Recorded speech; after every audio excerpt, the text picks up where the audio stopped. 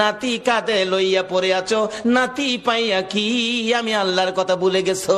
চাইছিলেন ঘাট থেকে নামাবেন, এমনি সময় আমার আল্লাহ বলেন, জিবরাইল রে আমার বন্ধুর কানে খবর দে, হুসাইন আমার বন্ধুর ঘাড়ে বসা আছে। আমি আল্লাহর কাছে বড় ভালো লাগে, যতক্ষণ পর্যন্ত হুসাইন ইচ্ছা করে না নামবে রে, ততক্ষণ পর্যন্ত যেন আমার বন্ধু সেজদায় পড়ে থাকে। এই হুসাইনের বিচার করার ক্ষমতা আমি উমরের নাই। না বাবা, বিচার করতে হবে, যাও জুমার দিন বিচার হবে মসজিদে নববীতে। ওমর রাষ্ট্রপতি মিম্বরে উঠে ঘোষণা দিলেন, হুসাইন আছেন? হ্যাঁ। আমার ছেলেরে গোলামের বাচ্চা গোলাম কইছেন? হ্যাঁ কইছি। তা আমি তো রাষ্ট্রপতি, আমি তো কোনো গোলাম না, আমারও গোলাম কইলেন, ছেলেরে বাচ্চা গোলাম কইলেন, কই গোলামি করলাম? ইমাম হুসাইন আঙ্গুল ইশারা করে বলে, ওমর আমার সামনে বড় কথা কইেন না, আপনি কি আমার নানার গোলামি করেন নাই?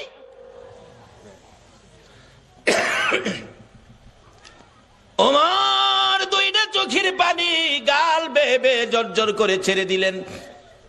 মসজিদে নববীর মুসল্লিরা রে, তোমরা কি শুনেছো হুসাইন আমাকে কি বলছে? শুনেছি। আমি বলে নবীর গোলামি করেছি। হ্যাঁ। হুসাইন পারবেননি এই কথাটা কাগজে লিখে দিতে? পারবো। আমি দেখছি যেটা পারবো না। আমার নানার গোলামি করেছে ওমর, তাই ওমরের ছেলেরে গোলামের বাচ্চা গোলাম গালি দিলাম। ওমর এই চিঠিখানি হাতে লইয়া ডাকে, মসজিদের নববীর মুসল্লিরা রে, আমি নবীর গোলামি করেছি, প্রমাণ দিয়েছে ইমাম হুসাইন। আমি ওমর আর কোথাও কোনো ভয় করি না। ওমর বলেন, হুসাইন বলেছে আমি নবীর গোলামি করেছি আর আমি ভয় পাই না, নবীর গোলাম হইয়া কবরে যাব। ও মুসল্লিরা, আমি ওমর যদি মৃত্যুবরণ করি, হুসাইনের চিঠির মর্যাদা দিলেন ওমর, আমি ওমর যদি মৃত্যুবরণ করি, আমার কাফনের ভিতরে ঢুকাইবার আগে হুসাইনের লেখা চিঠি রে, নবীর গোলামি করেছি, আমার হাতের মধ্যে দিয়ে, আমার হাতটা কাফনের মধ্যে দিয়ে দিও। আমার আল্লাহ কই, উমর রে, আমার নবীর আদরের নাতি হুসাইনকে ভালোবাসা দিলে, আমার নবী মদিনার রওজাত থেকে বলুন এই ভালোবাসার খবর পাইছে কিনা? হুসাইনের চিঠির মর্যাদা দিয়ে ওমরের অবস্থা কি? ওমর রাষ্ট্রপতি, মসজিদের নববীর মধ্যে নামাজের ভিতরে ওমরের কলিজার মধ্যে ছুরির আঘাত করেছে, জামাতের মধ্যে ওমর ঢলে পড়ে গেছে, রক্তে মসজিদের নববী লাল লাল হয়ে গেছে, মুসল্লিদের পায়ের নিচে জামাতের মধ্যে রক্ত যাইতেছে, মুসল্লিরা নামাজের মধ্যে চিৎকার মারছে, কার রক্ত রে? মসজিদে নববী লাল হয়ে গেছে। ওমর ঢলে পড়ে আছে, ওমরের ছেলে ডাকতেছে, মুসল্লিরা গো, আমার বাবারাই আঘাত করেছে, কে জানি, দরজা বন্ধ করে দেন, প্রতিশোধ নিব, বিচার করব কোন মুনাফেক জানি আঘাত করেছে। ওমর ছোট্ট ছোট্ট সুরে ডাকে, ও বাবা আমার কাছে আসো, প্রতিশোধ নিবা, বিচার করবা আমাকে খুশি করার জন্য। হ বাবা। বাবা রে, বিচার করে প্রতিশোধ নিয়ে খুশি করতে পারবি না, আমাকে যদি খুশি করতে হয় আমি তো মরে যাব রে বাবা। একটা কথা শুনো। কি কথা?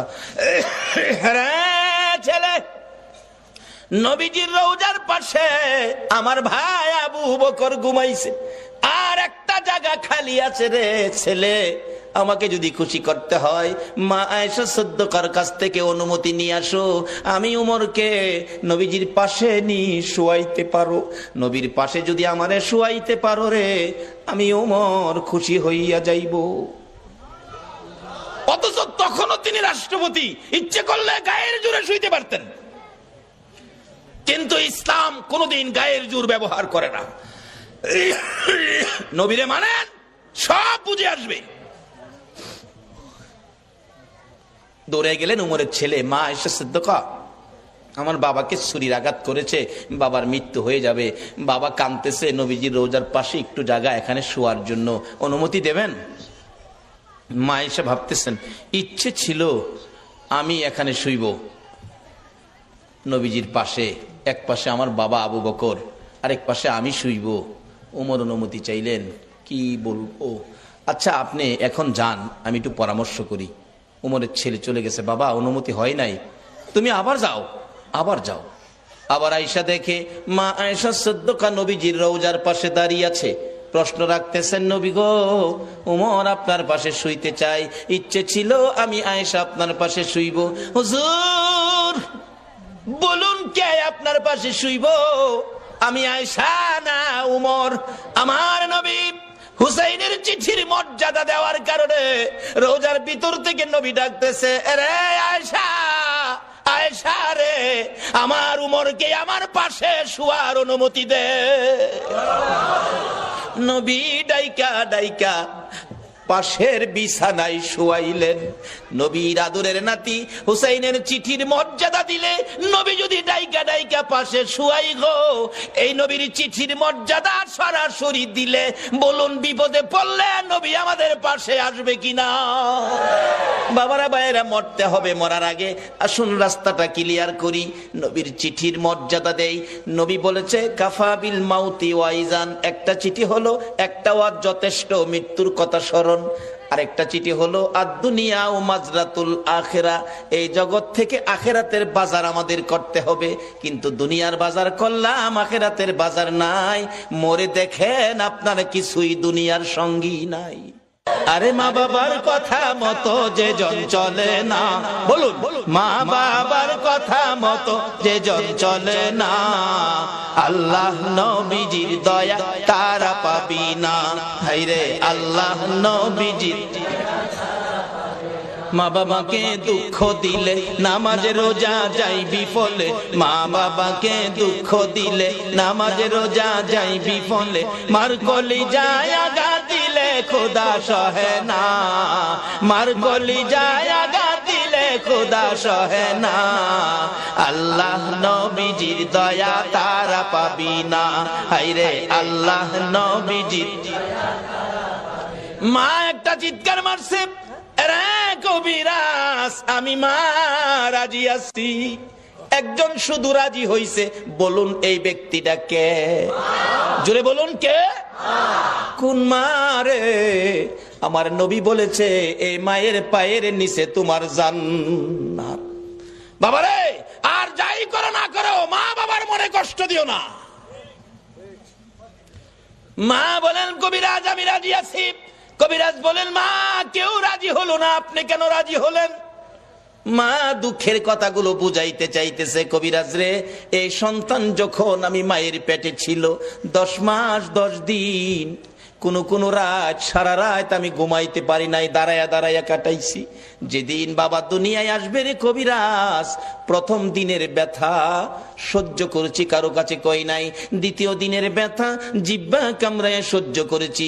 তৃতীয় দিনের ব্যথা সহ্য করতে পারি নাই রে কবিরাজ, বেহুশ হয়ে গেছি। আমার শাশুড়ি মা দৌড়ায় আসছে, আমার বৌমার কি হলো? আশপড়শি মুরব্বী মহিলাদেরকে দৌড়ায় জোর করেছে। মহিলারা বলছে ভয় পায়েন না, অন্য কিছু না, আপনার বৌমার সন্তানাদি হবে। তাহলে তোমরা আমার বৌমার মাথায় পানি দাও গো, আমার বৌমা বেহুশ হয়ে গেছে। কবিরাজ বালতির পর বালতি পানি মাথায় দিয়ে জ্ঞান যখন ফিরলে রে কবিরাজ, এত ব্যথা সহ্য করতে পারি না। আমি মুরব্বী মহিলাদেরকে বলেছিলাম সন্তানের প্রসব এত ব্যথা আমি আগে জানি না গো মা। ও মুরব্বী মা মহিলারা, আমার একটা দাও দাও, নিজের গলা নিজে কাইটা মৃত্যুবরণ করি, সহ্য করতে পারি না। দেখলাম মহিলারা দাও জাতীয় সবগুলো জিনিস ঘরের বাইরে ফালাইয়া দরজা বন্ধ করে দিয়েছে। আবার বলেছিলাম মহিলারা গো, আমার 2 টাকার বিষ কিনা দাও গো, সন্তানের প্রসবের এত ব্যথা আমি আগে জানি না। কবিরাজ মহিলার আমার মাথায় হাত বুলাইয়া বুলাইয়া বলছে মা পাগলামি করিস না, সন্তানের প্রসব এই ব্যথার কষ্ট আমরাও করেছি, সন্তানের মা হইলে এই কষ্ট করতে হবে রে মা। আল্লাহ রে ডাকো, আল্লাহ আল্লাহ করো। এক একটা ডাক মারতাম রে কবিরাজ, ব্যথায় সহ্য হইয়া আল্লাহ গো কইয়া। এই ডাকগুলি যখন শুনে আমার আল্লাহ আরশে বসে বাজেট দিয়ে দিলেন। ফেরেশতারা রে, যে মা প্রসব ব্যথার যন্ত্রণায় আমার আল্লাহ গো কইয়া ডাক মারে রে, এক একটা ডাকের বিনিময় এক একটা কবুল হজের নেকি আমি আল্লাহ দান করে দিলাম। মার কষ্টের বিনিময় আমার আল্লাহ দেয়, আমরা সন্তানেরা দেই না। বাবারে, ভালোবাসতে পারেন নবীকে, মসজিদ বানাইতে পারেন, মাদ্রাসা বানাইতে পারেন, নামাজ পড়তে পারেন, রোজা করতে পারেন, হজ করতে পারেন, যাকাত দিতে পারেন, মুফতি মুহাদ্দিস মুফাসসির হইতে পারেন, মক্কা মদিনার ইমাম সাহেব যদি হয়ে যাও, এই মা বাবারে যদি কষ্ট দাও গো, আমার নবীর সুপারিশ নসিব হবে না। নবীর ভালোবাসার সাথে এই সম্পদগুলো পরিষ্কার রাখুন, মা বাবার সাথে সম্পর্ক ভালো রাখুন। আসলে মা আপন, নবীজি বলে গেছে মার পায়ের নিচে জান্নাত, যার পায়ের নিচে জান্নাত এর চেয়ে দামি মানুষ পৃথিবীতে আর নাই। এই মার দাম নাই, এই মার ইজ্জত নাই, এই মার কদর নাই, এই মার সম্মান নাই। তাহলে রোজগার কি করেছেন? নবীর চিঠি বাড়িতে নেন। নবী বলেছে আর দুনিয়া ও মাজরাতুল আখেরা, দুনিয়াটা আখেরাতের বাজার। বাবারে, কবর সামনে, কার জানি কবে ডাক আসে। একটা কবরে রোজগার করে যাবেন, কবর গেলে পাইবেন খাউন, আর একটা কবরে যাবেন পাইবেন আগুন। দুইটা পক্ষ, আগুনের পক্ষ আর খাউনের পক্ষ। এটাই হবে আমার শেষ কথা। আগুনের পক্ষ একজন নবীজির সাহাবীর জীবনী, বদর প্রান্তরের উপর দিয়ে যাচ্ছিল, দেখে একটা বিশাল ব্যক্তি, সারা শরীরে আগুন দাউ দাউ করে জ্বলতেছে, হাতের মধ্যে আগুনের বেরি, গলার মধ্যে আগুনের জিঞ্জিল, পায়ের মধ্যে আগুনের জিঞ্জিল, দুইজনে ধরে রাখছে, আগুনের লাঠি দিয়া মারতেছে বদর প্রান্তরে। ওই লোকটাকে দেখে ডাকতেছে, ভাই আমার এক গ্লাস পানি দাও, আগুনে পুড়ে আমার সব ছাই ছাই হয়ে গেছে। ওই দুইজন লোক বলতেছে, চলে যাও, পানি দিও না। নবীজির সামনে হাজির, ইয়া রাসূলুল্লাহ, বদর প্রান্তরের উপর দিয়ে আসতেছিলাম, এই ঘটনা দেখলাম, ব্যাপারটা কি, ঘটনাটা কি? নবীজি বলেন, শোনো, যারে দেখছো কবর থেকে আগুনের ধাও ধাও করে পুড়তেছে, যারে দেখছো এই লোকটাই হলো আবু জাহেল। আগুনের জিঞ্জিল বাঁধা যারা ধরে রাখছে তারা হলো ফেরেশতা, আগুনের ডান্ডা দিয়ে মারতেছে, তারা শাস্তি দিতেছে।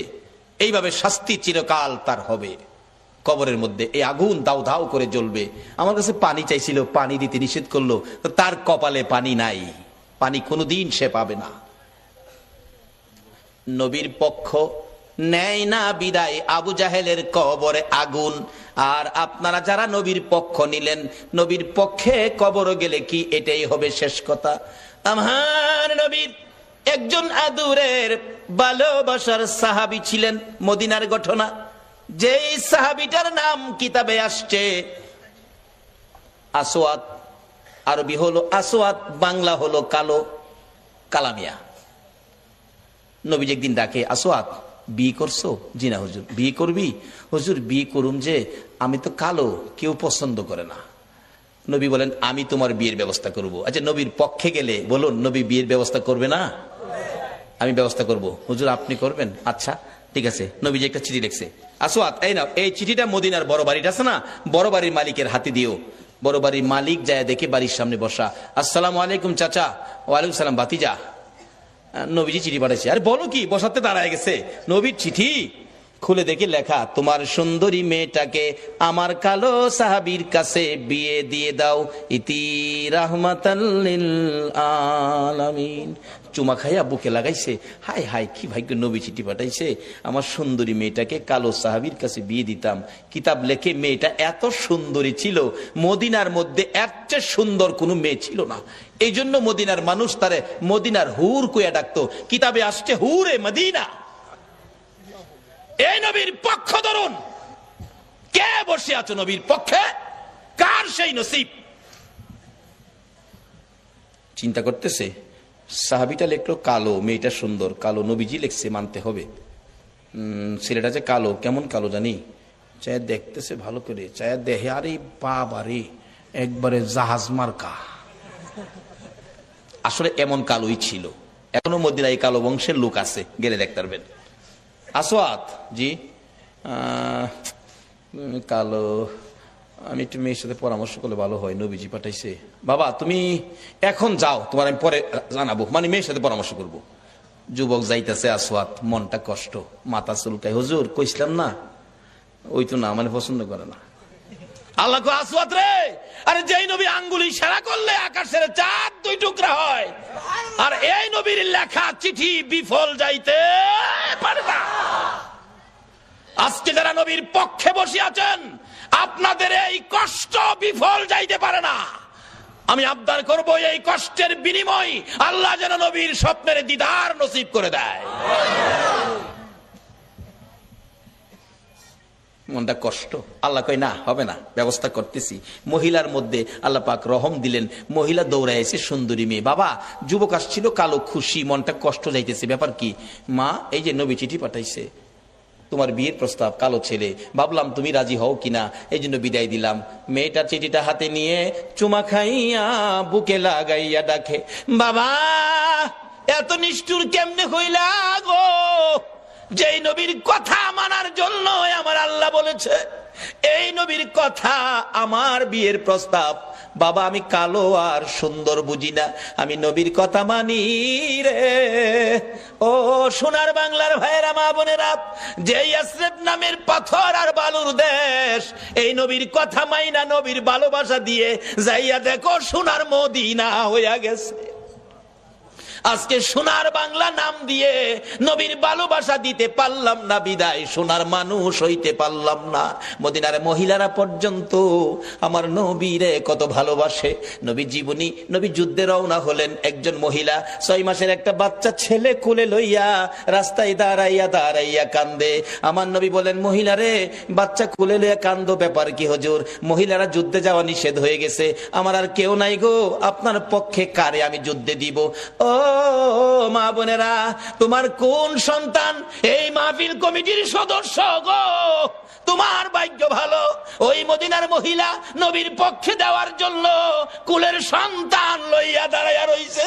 আজকে কোন মায়ের সন্তান এই মিলাদুন নবীর কমিটির সদস্য হয়েছে? মাগো তোমার জীবন ধন্য। হুজুর আমার এই ছেলেটাকে যুদ্ধের ময়দানে নিয়ে যান, আমার আর কেউ নাই, কাকে আপনার পক্ষে দিব? নবীজি হাসে, এ কি বললা তুমি? 6 মাসের শিশু, সে কি যুদ্ধ করতে পারবে, তীর মারতে পারবে? এবার ডাকতেছে মহিলাটা, হুজুর জানি সে পারবে না, কিন্তু আমার মনে বড় দুঃখ, না জানি নবীর গায়ে কেউ আঘাত করে গো নবী, আমার ছেলেটারে নিয়ে যান, তীর যদি মারতে নাও পারে, আমার মন বলে কাফের বেঈমানেরা যদি আপনার দিকে লক্ষ্য করে তীর মারে গো নবী, এই তীরগুলো আপনার গায়ে লাগার আগে আগে আমার ছেলেটারে তীরের সামনে তুলে ধরে রাখবে। তীর খাইয়া আমার 6 মাসের ছেলে দুনিয়ার থেকে বিদায় হয়ে যাবে, আমি মায়ের কোনো দুঃখ থাকবে না, কিন্তু রাসূলের গায়ে যেন আঘাত না লাগে। মদিনার মহিলারা পর্যন্ত এইভাবে আমার নবীরে ভালোবাসতেন। আজকে ইয়াসরিব নামের পাথরের দেশ সোনার মদিনা হয়ে গেছে। এবার মেয়েটা ডাকতেছে, বাবা গো আমি সুন্দর আর কালো বুঝি না, নবী চিঠি পাঠাইছে, নবীর কথা মানতে যাইয়া সুন্দরী মেয়ে কালোর কাছে বিয়ে বসতে রাজি হয়ে গেলাম। বাবা ডাক দেন, যাইতেছে গা, নবী কষ্ট পাবে। মদিনার মহিলারা পর্যন্ত নবী কষ্ট পাবে এই কাজ করতে রাজি না। ডাক দেন, বাবা তো আগেই রাজি। আসওয়াদ কালামিয়া আসেন, দাহের সাইজ দেখা যা ভালোই, বিয়াটা যদি হয় আপনারা কি দাওয়াত দিলে যাইবেন? কেউ রাজি না, যাইতেন না? বুঝছি কিছু টাকা পয়সা লাগে হয়তো বিয়াত গেলে, লেগে রাজি না। আরে এই বিয়ার টাকা লাগতো না, রাজি কিনা কন? যাও লাগতো না, বিয়া হয়ে গেছে। আসেন। আসসালামু আলাইকুম চাচা। ওয়ালাইকুম সালাম বাতিজা, কি ব্যাপার? বাবা আমার মেয়ে তো রাজি হইছে। কত রাজি হইলে তো খুশির ব্যাপার। আল্লাহ রাজি হইতো না, রাজি করাইছি। নবীর পক্ষের বেইজ্জতি হতে পারে না, এটা আল্লাহ দেবে না। বাবা শুনেন, মহারণার টাকা আনছেন? আসওয়াদ কয়, মহারণার টাকা? নবীর চিঠি ছাড়া আমার কাছে আর কিছু নাই। আচ্ছা এই নবীর চিঠি থাকলে আর লাগে কিছু? নবীর চিঠি কিছু নাই। মেয়েটাকে, আব্বা আপনি না ধনী মানুষ, নবী যখন পাঠাইছে মনে হয় গরিব লোক, মহারণার টাকা দেওয়ার জন্য আপনি তাকে কিছু সাহায্য দেন। কেমন মেয়ে, বাবারে পরামর্শ দেয়, নবী খুশি হইব কোন কাজে, দেন নবী খুশি হইব, আল্লাহ খুশি হইব, সাহায্য, যৌতুক না সাহায্য। মেয়ের পরামর্শ দিলেন, আসওয়াদ নেন এটা মহারণা দিয়েন। আবার জিগায়, আসওয়াদ আজকে বিয়ে হলে একটা নতুন কাপড় কিনতে পারবি, টাকা আছে? এমটি পকেট, একবারে খালি, কিছু নাই। দিবেন কিনা কন? না দিলে জামুগা, সাহসে উঠছে। মেয়েটাকে, বাবা এটা ভাগল, যাইতে দিয়েন না, নবী কষ্ট পাইবো। বাবা আপনারা ধনী মানুষ, কেমন মেয়েও বাবারে পরামর্শ দেয়, ধনী মানুষ না আপনি, দেন না বাবা।